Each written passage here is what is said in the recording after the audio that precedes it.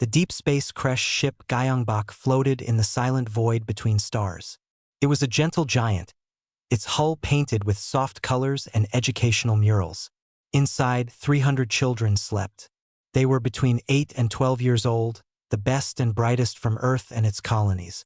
This was the Gyeongju-class cultural exchange, a 6-month journey to the serene planet of Lyra 3.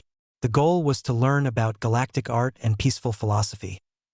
Captain Lee Min-ji sat on the command bridge. She was a calm woman with a kind face, chosen for this mission for her patience. She watched the main screen, which showed a field of stars. Everything was quiet. The ship's systems hummed softly. The only other person on the bridge was her navigation officer, Kim Jun. He was young and serious, checking their course for the 10th time. "All systems are perfect, Captain," Jun said. "We are right on schedule. The children are all asleep. Lights out was 1 hour ago." Min-yi smiled. "Good. Tomorrow they have their first language lesson with the Lyran holograms. It will be a big day." She stood up and stretched. "I will do one last walk through the dormitory ring. You have the bridge, Jun." "I have the bridge," he replied. Min-ji left the quiet bridge and entered the main corridor. The lights were dimmed for night cycle. She passed the recreation room, where colorful drawings were stuck to the walls. She stopped by the large observation window. The stars were very bright out here, far from any planet. She thought about her own son, back on Mars with her sister. He was the same age as many of these children. This mission felt important. It was about building a future of peace. She reached the dormitory section. The doors to the sleeping pods were closed. Each pod had a small window. She peeked into a few. She saw a girl named Park Yuna, curled around a stuffed dog from Earth. She saw a boy named Choi Tae-song, with a model starship on his bedside shelf. All was calm. All was safe. Min-ji turned to go back to the bridge. At that exact moment, the gentle hum of the ship changed. It didn't get louder, faded. The soft background noise of the air recyclers, the gravity plates, the power conduits, it all just stopped. The lights did not go out. They simply became still, like frozen fireflies. Silence. A complete and absolute silence that should be impossible on a starship. Alarm shot through Min-ji's body. She ran for the bridge. Her footsteps made no sound on the deck.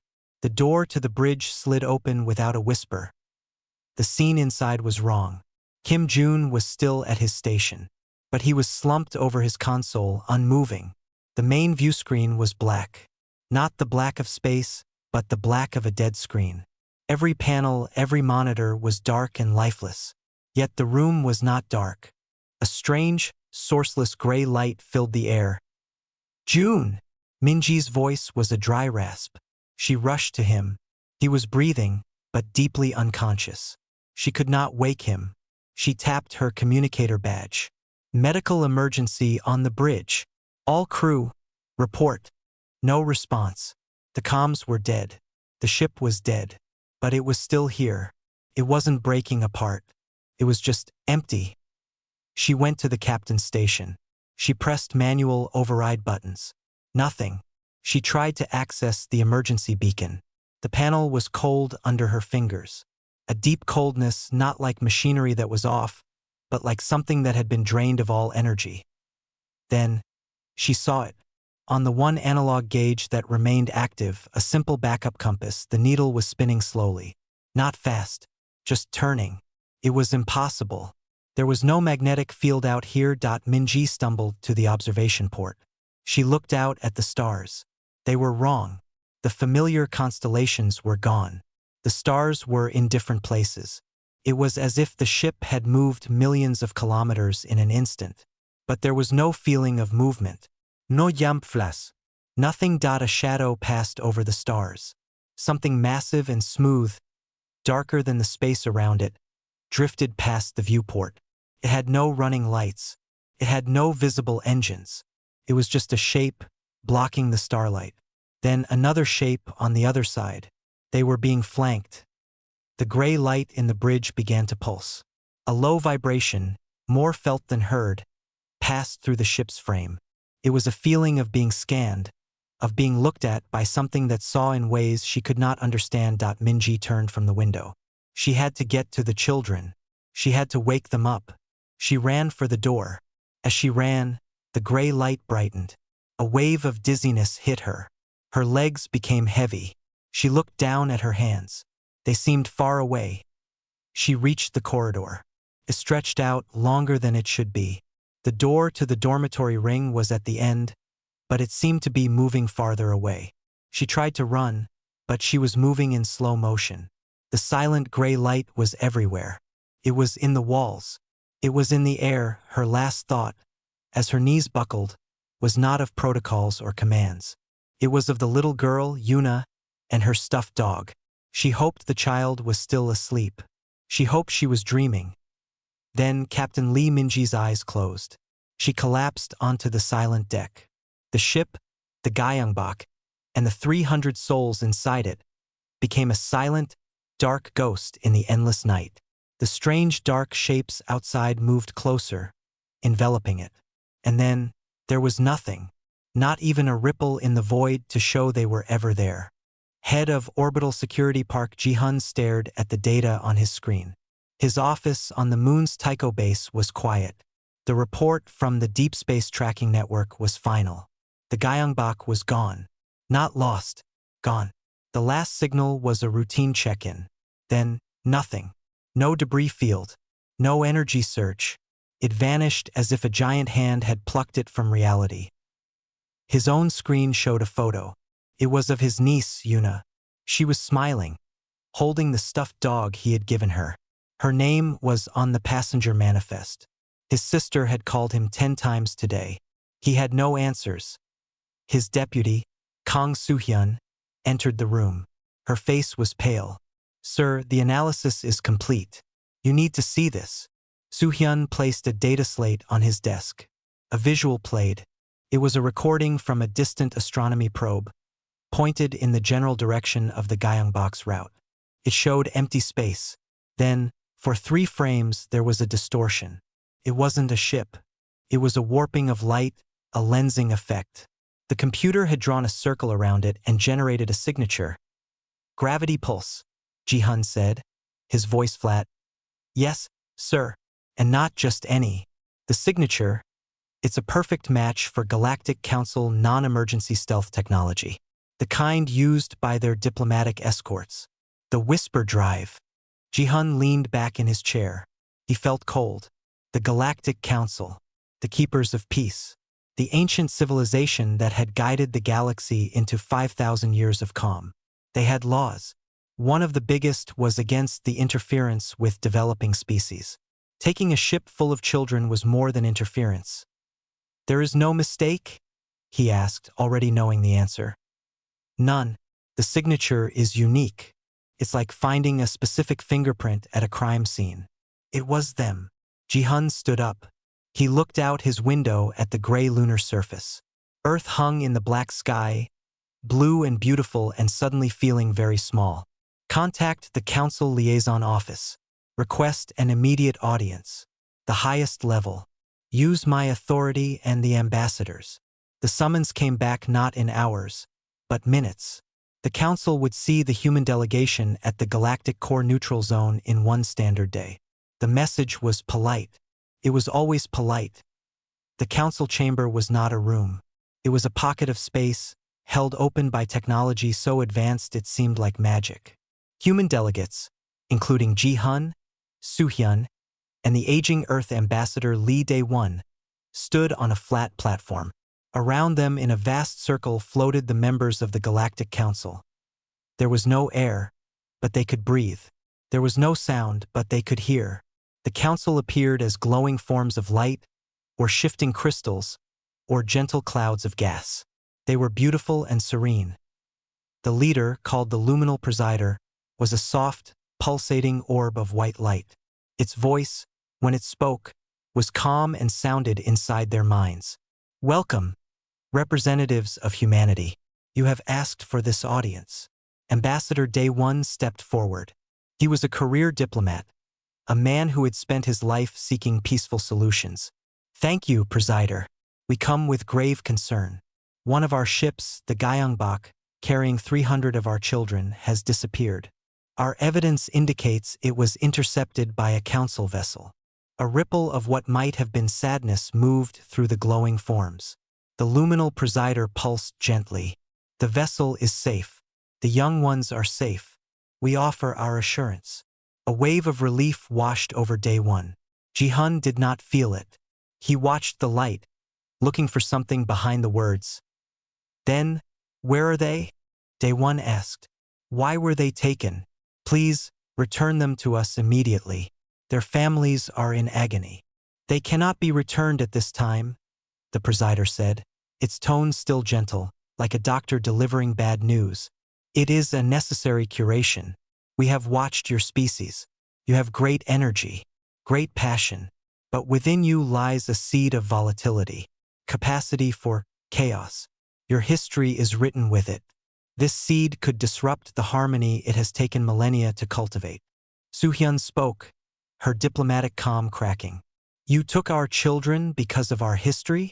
Not as punishment, chimed in another council form, a cluster of blue crystals called the Silicate Minister. As preservation, for you and for all. The children will be raised in a stabilized environment. They will learn the true ways of peace. They will become the bridge for your species' integration into the greater whole. They will be ambassadors of a calmer humanity. Ji-hun finally spoke. His voice was quiet, but it cut through the chamber.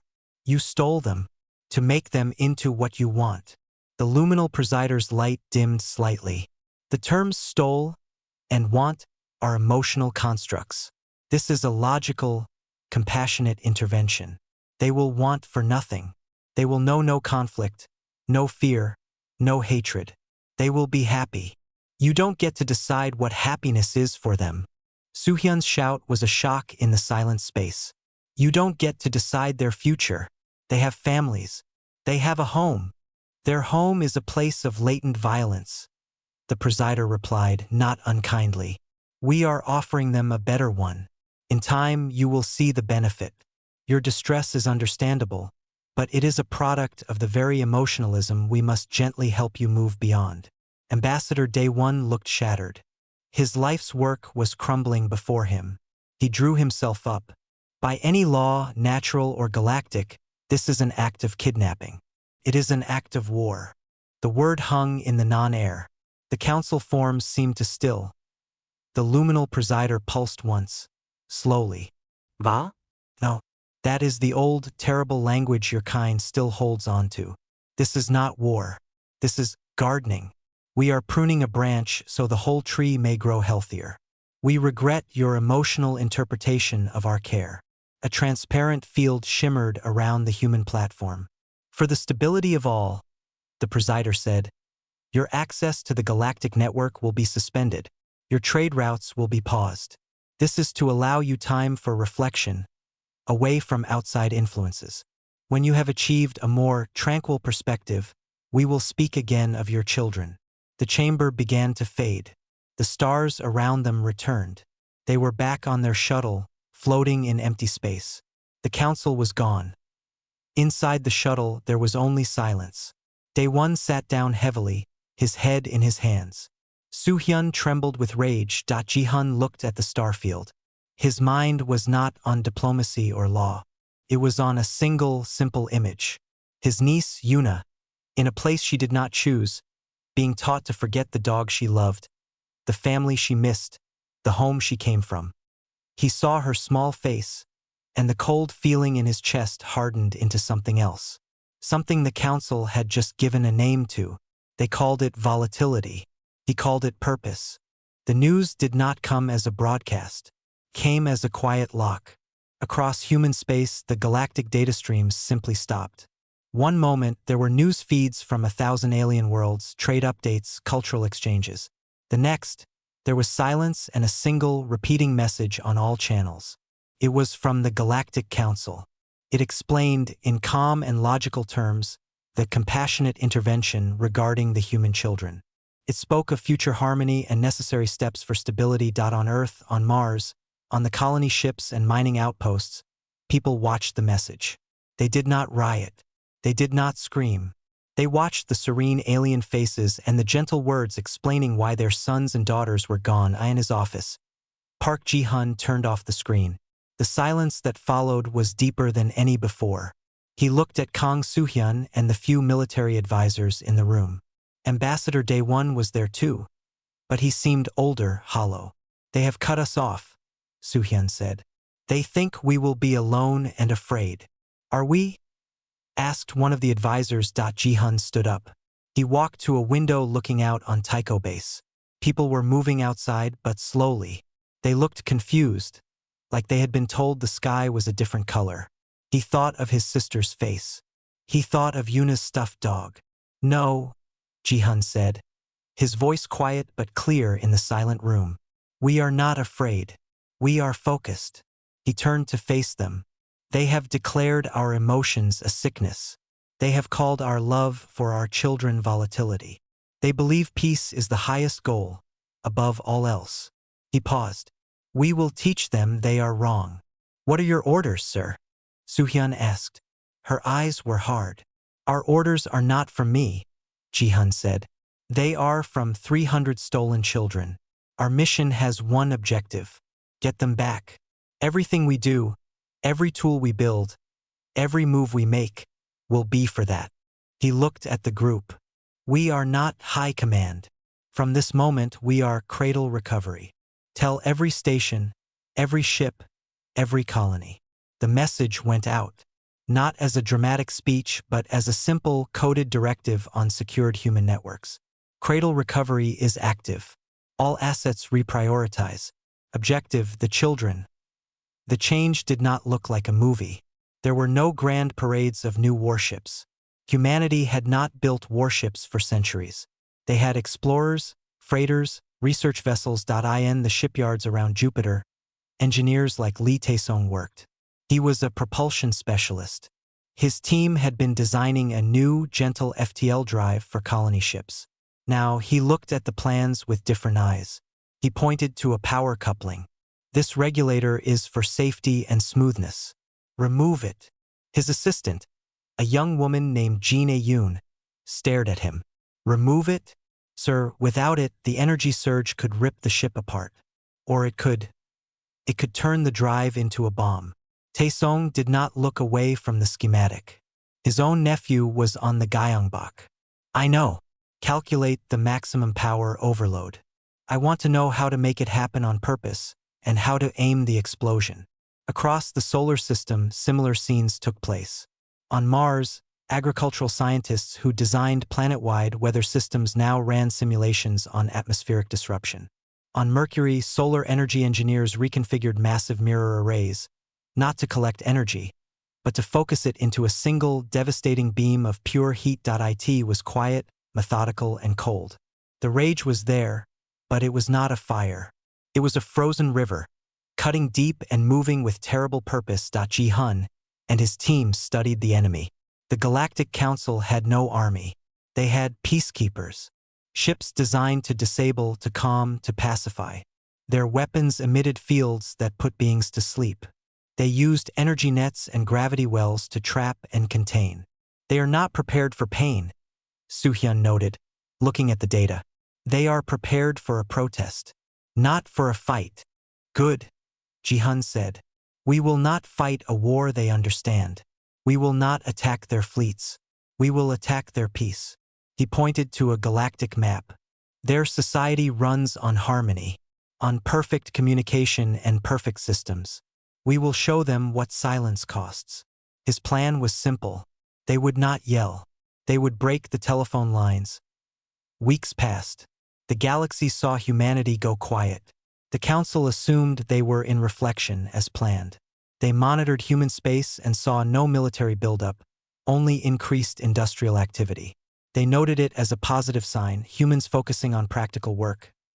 They were wrong. In a dark hangar on the moon, Ji-hun stood before a ship. It was not new. It was an old deep-range scout, the Unyielding. It was being rebuilt. Its gentle sensors were replaced with powerful scanners tuned to find human biosignatures. Its cargo holds were filled not with supplies, but with modified engines from Tae-sung's team. Its hull was painted not with bright colors, but a non-reflective black. Captain Lee Min-ji, found adrift in her dead life pod weeks after the abduction, stood beside him. She was thin and had shadows under her eyes, but her gaze was steady. "She will fly?" she asked. "She will fly," Ji-hun said. "You found your crew?" Min-yi nodded. "Volunteers only. All of them lost someone on the Gyeongbok. Or they have children of their own." She looked at the ship. "They understand the mission. The mission is simple," Ji-hun said. "Find where they are holding our children. We will do the rest." Min-ji looked at him. "And what will the rest be, head of security?" Ji-hun looked back at the stark, dangerous shape of the unyielding. "We will speak a word the galaxy has forgotten. We will remind them what it means." He turned and walked away, his footsteps echoing in the silent hangar. The word hung in the cold air, unspoken but felt by everyone present. War. The galaxy slept in peaceful silence. The Council's network hummed with gentle data, songs from the choristers of THYSS, and updates on ecological balance. Humanity was a quiet, fading note in the symphony, safely isolated. The first sign was not an attack. It was a cough of static. At the core of the galaxy floated the crystal nexus. It was not a weapon. It was a communication hub, a beautiful, delicate structure that amplified and directed the peaceful signals for all Council worlds. Its operators, the Vox, were delicate beings who lived for pure sound. They heard it first, a sharp, wrong note in the harmony, a distortion. Before they could find the source, space behind the nexus rippled. No ship appeared. Instead, a human freighter, the Stone Mountain, emerged from its jump point already breaking apart. It had not been attacked. Its own engines, hot and screaming with overload, tore it to pieces. Its last act was not a weapon launch. It was a final, desperate jump, using Lee Taesong's modified drive. The dying ship's wake was not light. It was a focused, terrible shockwave of gravity and twisted physics. It hit the crystal nexus not with fire, but with a silent, shuddering twist. The beautiful structure did not explode. Untuned, like a glass bell struck by a hammer, its perfect resonance shattered. Across 1,000 worlds, the gentle background music of the network dissolved into a screech of white noise, then utter silence. The peacekeeper fleets nearest to the core moved quickly.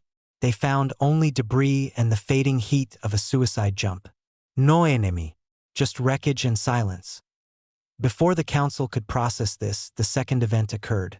On the serene planet of Alara, known for its floating gardens, the day turned suddenly, violently hot. The population, the gentle Ellerans, looked up.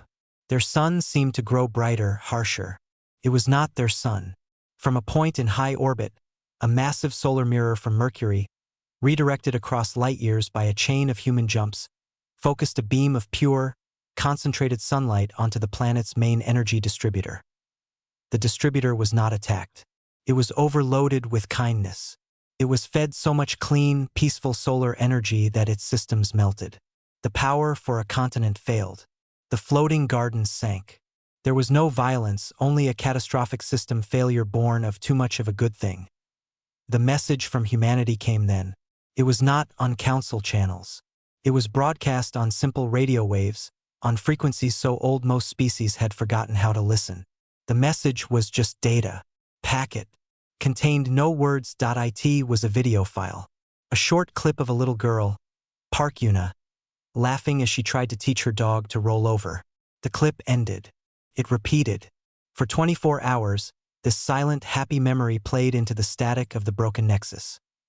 The peacekeeper fleets finally located a human ship, a small, fast vessel near the Alara system. They moved to intercept, not to destroy, but to pacify. Their ships emitted soothing fields designed to lower aggression and induce calm. The human ship did not fire lasers. It fired canisters. The canisters burst, releasing not poison, but a cloud of fine, metallic dust. It was industrial abrasive used for cleaning hulls. The cloud swept into the paths of the peacekeeper ships. It clogged their delicate sensor arrays. It scratched their pristine hulls. It was not deadly. It was a nuisance. A costly, disabling nuisance.as. The peacekeepers struggled. The human ship sent another data packet. This one was an audio file. A lullaby, sung in Korean.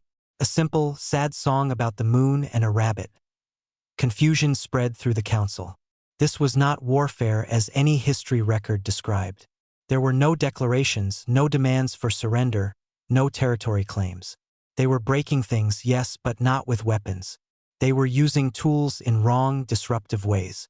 And they kept sending these feelings, these memories. The luminal presider convened an emergency session.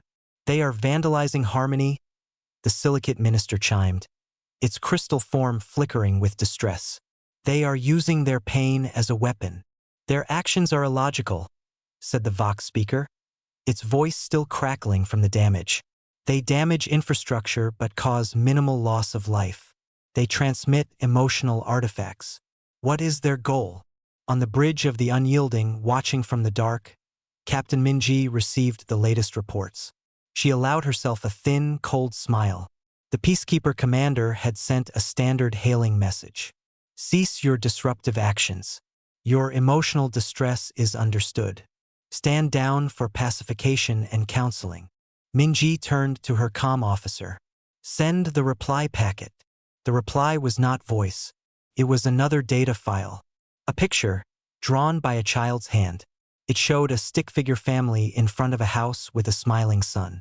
Under it, in messy handwriting, it said, "Where is my sister?" The galaxy was learning a new language. It was a language of broken things and unanswered questions.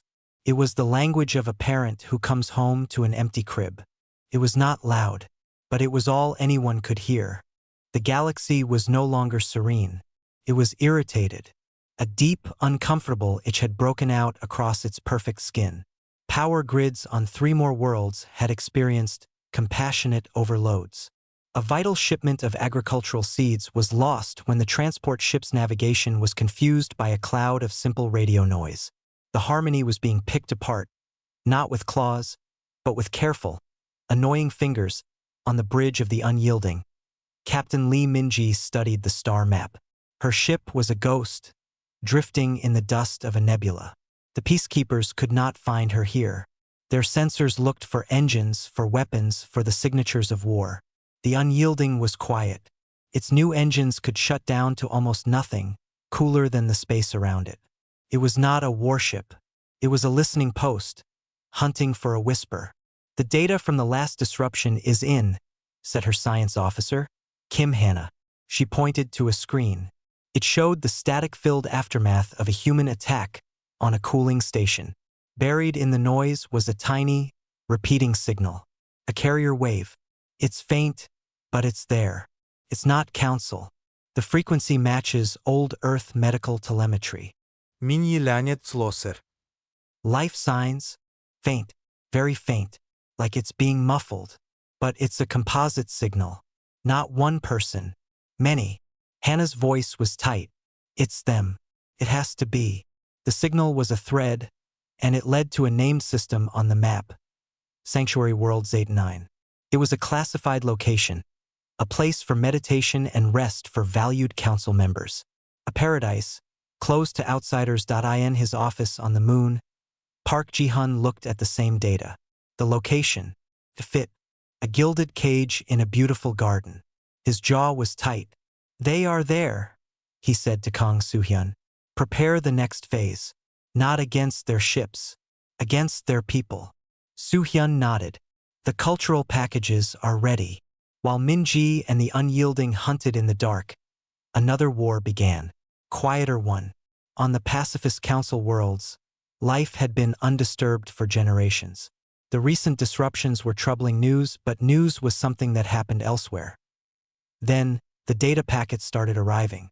Not as attacks, but as leaks. They appeared on public communication boards. They were shared between friends. They were not labeled as Human Point 1 was a piece of music. Not a gentle chime, but a raw, powerful piece called Mars, the Bringer of War, by an ancient composer named Holst. It was full of drums and brass and a marching rhythm that made the listener's heart beat faster without knowing why. Another was a story file.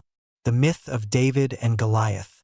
A small, brave thing facing a giant with only a sling and courage. Another was just images. Photos from human history, not of war, but of reunion. A soldier returning to hug his child. An old woman weeping as she embraced a family member she thought was lost. The joy on their faces was messy, imperfect, and overwhelming. The choristers of Testimonies on their gentle world listened to the human music. It hurt their ears at first. It was so loud, so emotional. But one young chorister, named Lyra, found she could not stop listening. She felt the rhythm in her core. She felt the story it told of struggle and will. It was not harmony. It was purpose. It confused her. A silicate miner on a peaceful asteroid saw the image of the reunion. He looked at the two humans crying and holding each other. He had never seen such a public display of feeling. It should have seemed weak. Instead, it seemed strong. It took a strength he did not understand to feel that much. The council sent out clarifications. The humans were emotionally unstable. Their art was a product of their volatility. Do not be influenced. But the seed was planted. For the first time, citizens of the peaceful galaxy began to ask questions, not with their leaders, but with each other in quiet rooms. Why did we take their young? What is wrong with missing your child? The music is harsh, but is it bad? The luminal presider felt the shift. It was not a rebellion. It was a crack in a perfect pane of glass. The harmony was still there, but now there was a flaw, and the flaw had a sound. A low, whispering doubt. Meanwhile, the unyielding crept closer to Sanctuary Worlds 8-9. Minji ordered all non-essential systems powered down. The crew moved in whispers. They floated in the dark, watching the green world grow larger in their viewport. It was beautiful, lush with blue forests and calm silver seas. No cities, no weapons platforms. Just peace. It was the most terrifying thing Minji had ever seen. A prison that did not look like one. A cage made of beauty and quiet. Somewhere on that perfect planet, 300 children were being taught to forget. And somewhere in the silent space around it, she knew the peacekeepers would be waiting. Not to kill, but to soothe. To put the bad dream back to sleep. She looked at the photo of her bridge crew from the Gyeongbok, taped to her station. Kim Jun was in it, smiling. She touched his face. "We are close," she whispered to the silence. "We found the garden. Now we have to walk into it." The unseen war was almost over. The scene one was about to begin. The unyielding fell from the sky in silence. It was not a controlled landing. A peacekeeper patrol had finally found them, not with weapons fire, but with a wide-area pacification pulse. It was a wave of energy meant to calm minds and shut down aggressive systems. It did not destroy their ship. It made it sleepy. The engines stalled. The lights dimmed. Control systems went soft and unresponsive.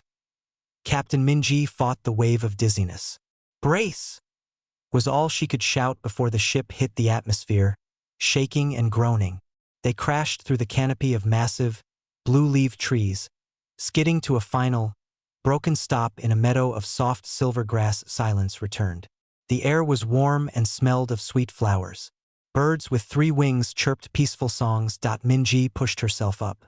Her crew was shaken, but alive. The ship was wrecked. They were trapped. She armed her team with kinetic rifles, solid projectiles, simple and reliable against technology designed to stop energy beams. "Move out. Find the children." They left the broken ship and entered the forest. It was beautiful, perfect. There were no paths, but the ground was even and easy to walk on. Felt designed. After an hour, they found a clearing. In it stood low, graceful buildings made of living wood and light. Human children walked between them, dressed in simple gray robes. Minji's heart leapt, then sank. They were here, but they moved slowly, calmly. Their faces were clean and empty. They spoke in quiet voices to each other and to the caretakers, tall, willowy beings with skin like polished wood. The choristers of THYSS. They sang soft notes that hung in the air, a physical feeling of peace. Minji stepped into the clearing. The children stopped and looked at her. They showed no fear. No surprise. No joy. A chorister glided forward, its large eyes wide with alarm. You are hurt. It sang, its voice like a sad flute. You bring the loud, hard things. This is a place of quiet. Please put them down. Be calm. Where is Park Yuna? Minji asked, her voice rough in the gentle air. The chorister gestured. A girl stepped forward. It was Yuna. She looked healthy. Her hair was neat, but her eyes, which Minji remembered full of mischief, were still pawns. Yuna, Minji said, kneeling, her rifle held low. It's Captain Minji, from the Gyeongbok. We're here to take you home. Yuna blinked. Home is a concept of attachment, she said, her voice flat. Here is safe. Here is balanced. There is no conflict here. The words were a knife in Minji's chest. They were the council's words, coming from a child's mouth. Suddenly, the air hummed. Above the clearing, peacekeeper ships descended silently. They did not aim weapons. Hatchings opened, and figures in smooth white armor descended on anti-grav lifts. They carried devices that looked like speakers, pacification emitters. They formed a circle around the humans. You must stop. The lead peacekeeper's voice echoed, calm and firm. You are causing distress. Lower your tools. The children are safe. This conflict is unnecessary. Minji's Marines raised their rifles, aiming at the unarmed peacekeepers. But the peacekeepers did not flinch. They began to advance, their emitters glowing with a soft, sleepy light. Minji looked at Yuna's empty face. She looked at the advancing circle of peace. A direct order fought in her throat. Fire. But to fire on them here in this garden with the children watching, it felt like proving the council right, that humanity was only violence. Then, a new sound cut through the hum. The roar of an approaching shuttle, engines straining. It broke through the trees and landed roughly in the meadow. The hatch blew open before it even settled. Park Ji-hun stepped out. He was not in a military uniform. He wore a simple black flight suit. He had no visible weapon. He had come alone on a fast shuttle, following Minji's last broadcast. He walked past his shocked Marines, past the chorister, and stopped in front of Yuna. He ignored the peacekeepers, their emitters now humming louder, aiming at him as he knelt in the silver grass. He looked into his niece's eyes. He saw no one he knew. Slowly, carefully, he reached up to the seals on the neck of his armored suit. He released them. With a hiss, the hardened chest plate loosened. He pulled it open, exposing the simple shirt underneath. He made himself vulnerable. A single shot, even from a small weapon, could kill him now. The peacekeepers paused, confused by the action. Ji-hun did not look at them. He only looked at Yuna. His voice was soft, cracking only once. Yuna, he said, your mother is waiting. Your room is just like you left it. Your dog, he still sleeps on your bed. He misses you. He swallowed hard. I don't know what they told you. I don't know what they made you feel. You don't have to come with me. But I am here to ask you. He took a shaky breath. Do you want to go home? For a long moment, nothing happened. Yuna just stared. The pacification field pulsed, making Minji's head swim. Then, a single tear welled in Yuna's left eye. It traced a clean line down her cheek. Her lip trembled. The empty word, home, formed on her lips. Then she said it again with a little more sound. Home. The tremor became a shake. The calm in her eyes shattered like glass. A small, choked sob escaped her throat. She stumbled forward one step, then two, and fell into Ji-hun's open arms, weeping into his shoulder, her small hands clutching his shirt. The sound of her crying, real, messy, human grief and longing, was the loudest thing in the clearing. It was more powerful than any pacification pulse point. One by one, the other children in the clearing began to cry, or shout, or run toward the human soldiers. The perfect peace of the sanctuary was broken by the sound of 300 hearts remembering what they had lost. The lead peacekeeper lowered its emitter, its head tilted in utter confusion. The chorister of Tegesis wrapped its long arms around itself, its song silent, watching the raw, painful beauty of the reunion it had tried to prevent. the cage was open. Not by force, but by a question, and by the devastating, harmonious truth of the answer. The weeping of the children was the only sound in the meadow. The peacekeepers stood frozen, their tools of calm hanging useless in their hands. They were not built for this. They were built to stop fights, not to witness a sorrow so deep it felt like a physical force. The light in the clearing changed. The air itself seemed to thicken and glow. From a point between the trees, a figure emerged. It was the luminal presider. Its gentle light was subdued here, dimmed by the trees and the raw emotion in the air. It did not float, but stood on the grass, looking at the scene. It looked at the broken ship smoking in the trees. It looked at the human soldiers, their weapons now held low, as they picked up crying children, wiping tears with rough, gentle hands. It looked at Captain Minji, who held a sobbing boy against her shoulder, her eyes closed tight. Finally, it looked at Park Ji-hun, who still knelt, holding his niece as she shook with years of missing compressed into minutes. The presider's voice, when it came, was not inside their minds. It was a real sound, quiet and tired. You have broken a peace that lasted 5,000 years. Ji-hun did not stand up. He kept holding Yuna. He spoke to the light.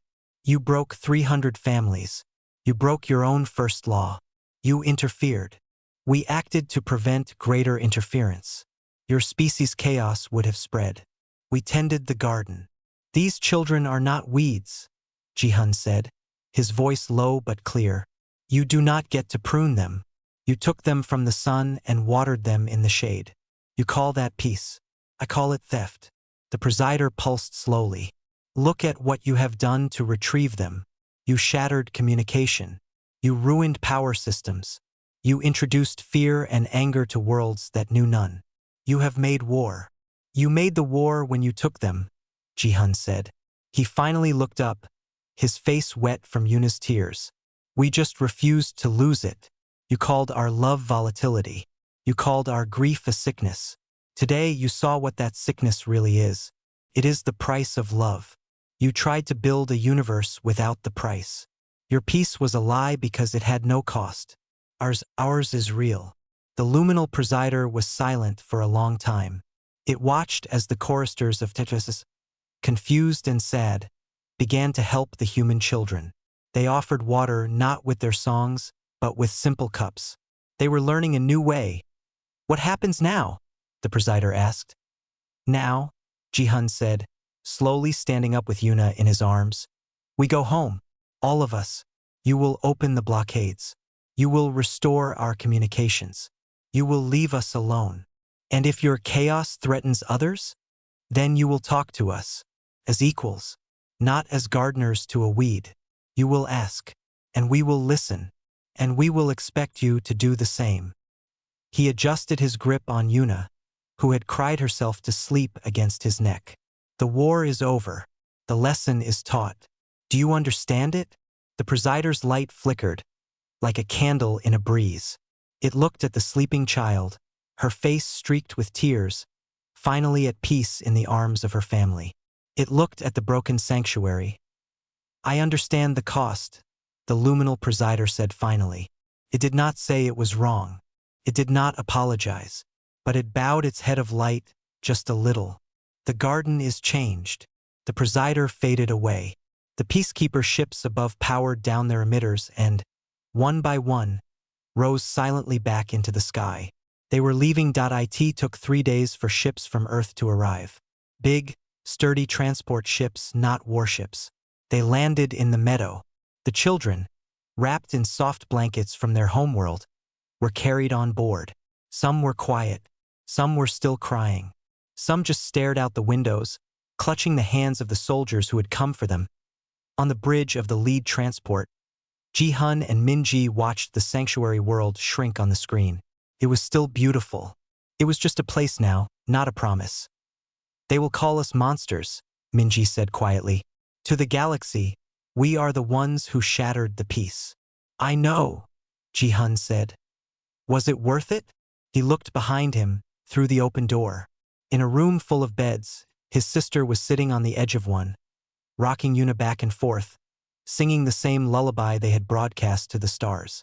The girl was awake now, listening, her fingers tangled in her mother's sleeve. Ask her, Ji-hun said. The galaxy returned to its peace. But it was a different peace. It was not a smooth, unbroken sheet of glass anymore.